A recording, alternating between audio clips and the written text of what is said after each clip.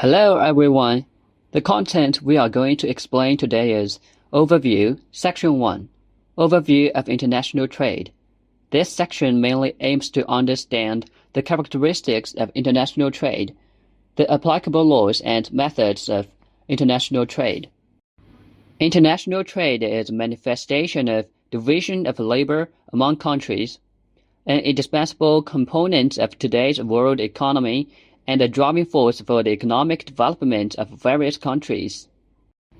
Compared to domestic trade, the buying and selling of goods in international trade takes place between different countries or regions, involving multiple countries, laws and regulations, and has distinct characteristics. The ways of international trade are also more complex. Firstly, let's take a look at the characteristics of international trade. 1. The difficulty of international trade is greater. Firstly, the two parties involved in the transaction are located in different countries, each with its own language, culture, customs, and religious beliefs, which pose significant challenges to mutual communication. Secondly, the lack of common international trade regulations makes it difficult to solve problems that arise in trade. Finally, there are many trade barriers. In order to compete for the market and protect their own industrial markets, countries often adopt tariff and non-tariff barriers to restrict the import of foreign goods, which greatly restricts trade. 2. The risk of international trade is greater. The quantity and amount of transactions in international trade are usually large, and an international goods transaction from negotiation through quotation, bargaining, contracting, delivery, and payment takes a considerable amount of time.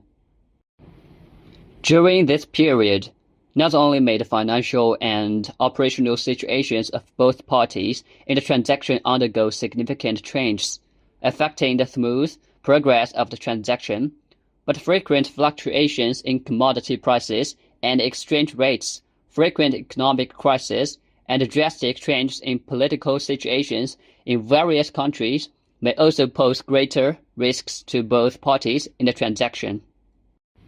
3. The competition in international trade is becoming more intense. With the development of the world economy, more and more countries, regions, and multinational corporations are participating in international trade, intensifying the level of competition in international trade. In addition, the way of international trade has shifted from traditional single type to diversified compound type. The operation of international trade had shifted from extensive type to intensive type. As the rapid development of information technology has greatly changed the means and methods of traditional international trade, causing fundamental changes and affecting the behavior and efficiency of enterprises, making international trade competition more intense. 2. Laws applicable to international trade. 1. Domestic law. Domestic law refers to laws formulated or recognized by a country that are effective within its sovereign jurisdiction. The sale of international goods must comply with domestic laws. However, due to the fact that the parties to an international contract for the sale of goods are located in different countries, and they each have to comply with the domestic laws of their respective countries, when the domestic laws of different countries have inconsistent provisions and interpretations on the same issue, once a dispute arises, it will raise the question of which country's law should be applied. 2. International trade practices. International trade practices, abbreviated as international conventions, usually refer to some customary practices gradually formed in the long-term practice of international trade, which are recognized by the parties and regulated in writing. International conventions are not common legislation among countries, nor are they laws of a single country, and they are not mandatory for both parties. If both parties make agreements in the contract that are completely contrary to international conventions, as long as these agreements are legal, they will be recognized and protected by relevant national laws and will not be invalidated due to their conflict with international conventions. 3. International treaties. At present, the international treaties related to China's foreign trade mainly include the United Nations Convention on Contracts for the International Sale of Goods, the International Convention for the Unification of Certain Legal Rules for Bills of Lading, the 1978 United Nations Convention on the Carriage of Goods by Sea, the International Railway Freight Intermodal Agreement, the Convention for the Unification of Certain Rules for International Air Transport, and the Uniform Rules for Combined Transport Documents. 3. International Trade Mode. The International Tradeway. International Tradeway refers to the specific practices and channels of commodity circulation adopted by parties whose places of business are in different countries or regions for buying and selling goods. The common international trade methods currently include distribution, agency, consignment, auction, bidding, futures trading, peer-to-peer trade, and processing trade. 1. Distribution. Distribution refers to, during the sale of goods, the way in which a seller signs a written agreement with a foreign distributor to promote a certain product on site. It is a common sales method in international trade and can be divided into general distribution and exclusive distribution. 2. Proxy. Agency. Agency refers to an agent who based on the authorization principle of the principal, represents the principal to enter into contracts or perform other legal acts with third parties. The relationship between the principal and the agent is a principal-agent relationship, rather than a buying and selling relationship. The principal is directly responsible for the rights and obligations arising from this, while the agent does not acquire ownership of the goods, and is not responsible for earning commission without being responsible for profit or loss. Both parties must sign an agency agreement before establishing an agency relationship. 3. Consignment.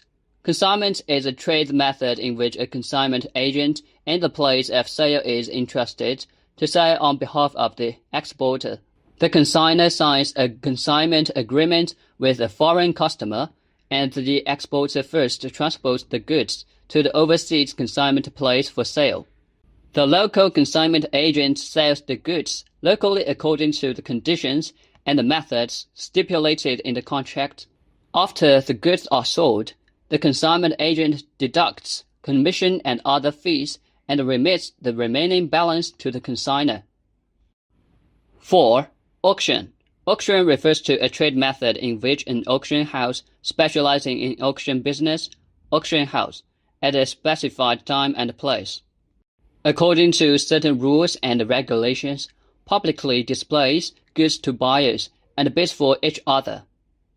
Finally, the auctioneer sells the goods to the highest bidder.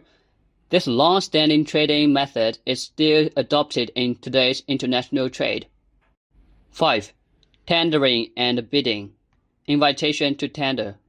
Invitation to tender, call for tender, refers to the act of a tenderer issuing a tender notice or invitation letter at a certain time and place, proposing the quantity of goods to be purchased and relevant buying and selling conditions, and inviting the seller to bid.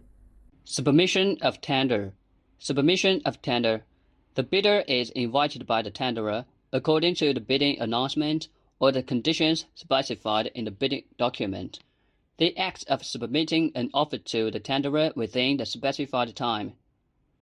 6. Futures trading. Futures trading.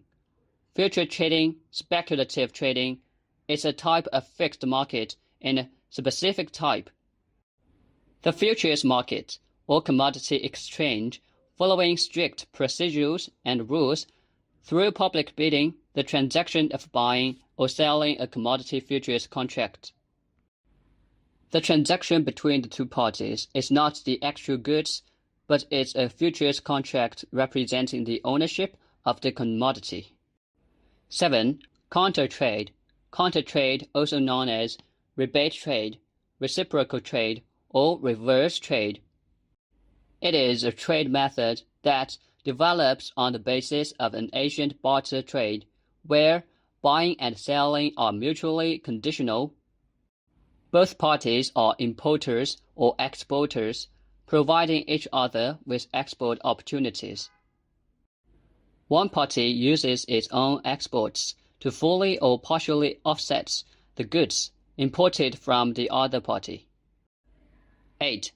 Processing trade. Processing trade refers to the utilization of enterprises in a country, own equipment and production capacity regarding raw materials from abroad, processing of parts of components, manufacturing or assembly, then sell the product abroad. A trade method. Its characteristic is two ends out. Raw materials come from abroad, and products are sold abroad. Fine. That's all for this lesson. See you next time.